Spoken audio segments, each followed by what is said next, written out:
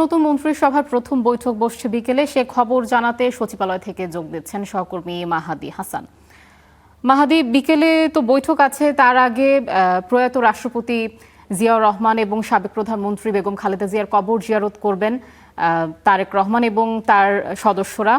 তো তারা বৈঠক বসছে বিকেলে, সেই প্রস্তুতির খবর কেমন, কি আছে আপনার কাছে এবং সবশেষ কি তথ্য আছে সেই বিষয়ে জানাবেন।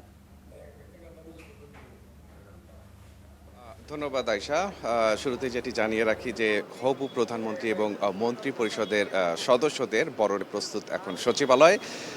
সেই সচিবালয়ের চিত্রটি যদি এখন আপনাদের দেখায় যে আসলে কি ধরনের নিরাপত্তা ব্যবস্থা এবং সার্বিক যেই প্রস্তুতির জায়গাগুলো আছে সেই জায়গাগুলোই যদি আপনাদের জানাই, আমরা এখন আছি সচিবালয়ের ঠিক ১ নম্বর ভবনের সামনে।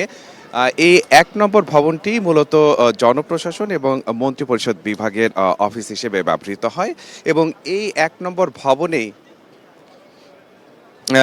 এই ১ নম্বর ভবনেই মূলত প্রধানমন্ত্রী তারেক রহমান তার অফিস কক্ষ এবং এখানে মন্ত্রী পরিষদের যে সভাকক্ষ, সেই সভাকক্ষটিও এখানে।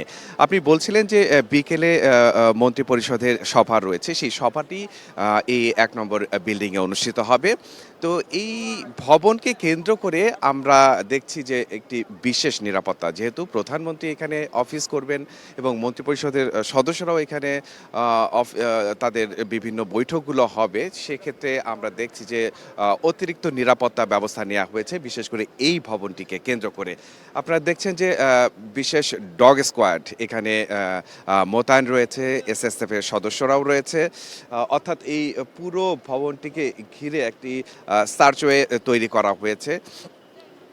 এবং আপনি যেটি বলছিলেন যে প্রধানমন্ত্রী তারেক রহমান তিনি বিকেলের দিকে এখানে আসবেন এবং বিকেলে যে বৈঠকটি, সেই বৈঠকটিকে নিশ্চিদ্র করতেই মূলত এই ব্যবস্থা। এর বাইরে জানিয়ে রাখি যে আজকে তথ্য উপদেষ্টা তিনি নিজে সাংবাদিকদের সঙ্গে দুঃখিত, তথ্যমন্ত্রী জহিরুদ্দিন স্বপন তিনি প্রতিমন্ত্রী সহ আজকে সাংবাদিকদের সাথে বসবেন। এরা ১২টায় এই বৈঠকটি হওয়ার কথা রয়েছে। এর বাইরে সচিবালয়ের অন্যান্য যে মন্ত্রণালয়গুলো রয়েছে, সেই মন্ত্রণালয়ের মন্ত্রীরাও আজকে আসবেন সচিবালয়ে। অর্থাৎ সারা দিনেই নানা কর্মব্যস্ত সময় যাবে সচিবালয় কেন্দ্রিক মন্ত্রী প্রতিমন্ত্রীদের। আমরা সে খবর রাখছি, নিশ্চয়ই পরবর্তীতে আমরা এ বিষয়ে আরো বিস্তারিত তথ্য আপনাদের জানিয়ে দেব। আয়শা। দর্শক, নতুন মন্ত্রিসভার প্রথম বৈঠক নিয়ে সবশেষ তথ্য জানাচ্ছিলেন সচিবালয় থেকে আমাদের সহকর্মী মাহাদি হাসান।